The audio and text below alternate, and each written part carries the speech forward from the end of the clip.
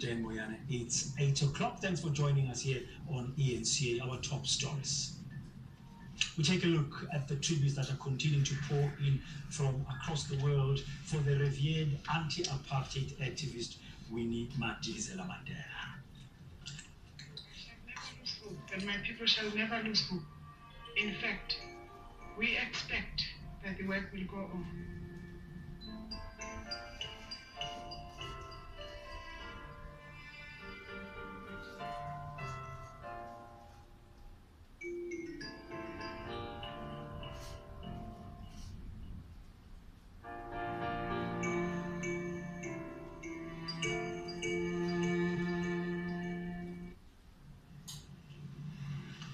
Tributes continue to pour in this morning for Mama Winnie Madikizela-Mandela. Let's cross now to our reporter in Cape Town, Lester Kivitt, who's standing by with the Anglican Archbishop Njongonkulu Ndungane. Lester, good morning. Thank you very much, Dan. As the news of the passing of Winnie Mandela now sets in for many South Africans, many are now offering their thoughts and also their remembrances of Winnie Mandela. One of them is Archbishop Njongonkulu Ndungane, the former Archbishop, Anglican Archbishop of Cape Town. Archbishop, we were speaking off camera about the relationship that you had with Mama Winnie Mandela. Firstly, let's just start at the beginning. How did you get to know Mama Winnie Mandela as the person? I'm sure that it was during that tumultuous time, a very sordid time in South Africa's history, where everyone, or most of the South African population, was fighting against the scourge of apartheid. Oh, definitely. I think Mama Winnie was the icon of the struggle. She touched our hearts, and I think that she championed the cause of the poorest of the poor. And when the leadership was either on Robben Island or in exile, she took on that mantle of being the voice of the voiceless. Many have used her as while Nelson Mandela in prison was the picture of the struggle, that actually Mama Winnie Mandela was actually the hope, the torch bearer for many South Africans here in South Africa, using her as that inspiration to continue the fight. Is that a lasting image that you have of her?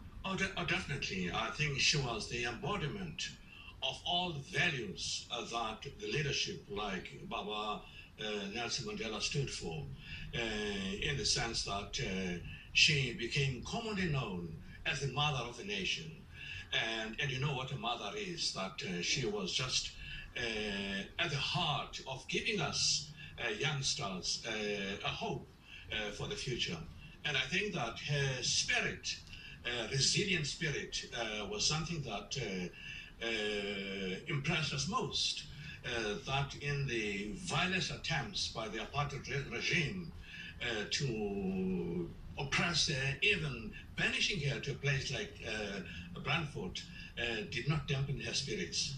It's been no easy ride for Winnie Mandela, even after 1994. You were telling me just now that there was a time that you had sent her a letter, trying to console her, trying to offer her some support. If you may give us some detail on just what was your messages of encouragement to Mama Winnie Mandela. I think in the first place, let's start, backtrack a little bit.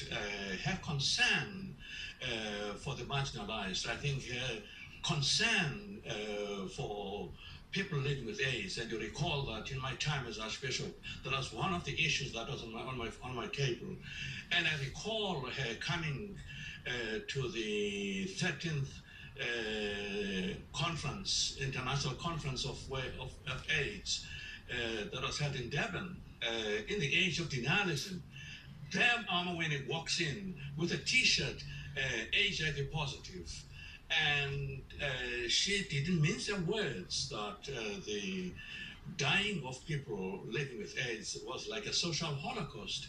And she said that, demanding that people living with AIDS should be given, I think that about 4.2 million at the time, they must be given treatment. So she was a staunch fighter for AIDS. And then after that, she joined us, civil society, in the protest march to highlight the cause of AIDS. I remember Archbishop Dennis Haley couldn't walk with us because of ill health, but she sent us away with a blessing. So she was that kind of person. And of course she had her spot of bother in terms of troubles. And I recall that my pastoral heart reached out to her when she was under attack. I think it was during the Truth and Reconciliation time, assuring her of my prayerful support.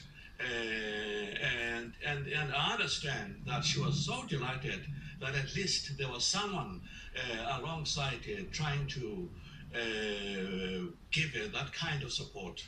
Do you think she was anyway discarded, especially over that Truth and Reconciliation period where Archbishop Emeritus and Chairperson of the TRC, Desmond Tutu, urged her to apologize? That obviously caused some sort of schism between that. Do you think she was somewhat discarded after that process? Well, I think that this was one of those unfortunate things that happen in our lives.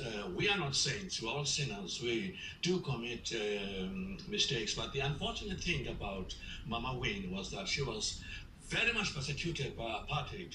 And it seemed that even after apartheid, there were people who were trying to stoke out some Smoranyana skeletons, as the phrase goes nowadays. But I think that it should not remove the big picture, that she was this beacon of hope in the midnight of darkness when we were struggling under apartheid.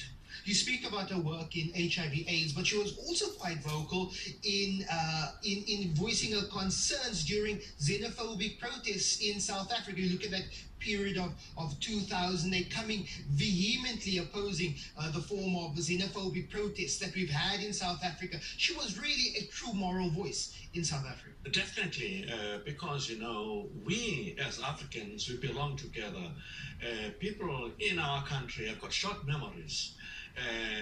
In the sense that they tend to want to discriminate against fellow Africans, and yet we were given hospitality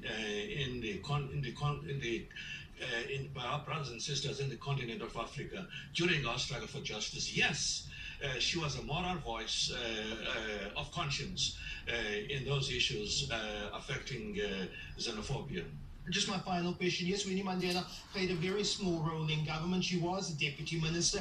Do you think post-1994, Winnie Mandela, with all her knowledge of communities, her thoughtfulness for the poor and downtrodden, do you think she should have played or been afforded that opportunity to play a bigger role in a governmental role in building a new South Africa? Oh, definitely. I don't know what happens in government. I've never been in government, but I think that there should have been a sense in which to carve a place that suits her most in terms of her giftedness, in terms of the respect that she has from the white body of South Africa, in terms of championing the cause of the poorest of the poor. And I think that had she been given a niche that met with her skills and her giftedness, we would be somewhere far in the path of addressing poverty and inequality. Njongonkulu Ndungane, the former Archbishop here in Cape Town, giving his thoughts, his remembrance over the life and times of Mama Winnie Mandela, saying that she's a person who should not be forgotten in South African history, person who's played a part, and her memory continues to play a part in the current South Africa. Back to you, Dan. Thank you very much, Lester Kivi there, speaking.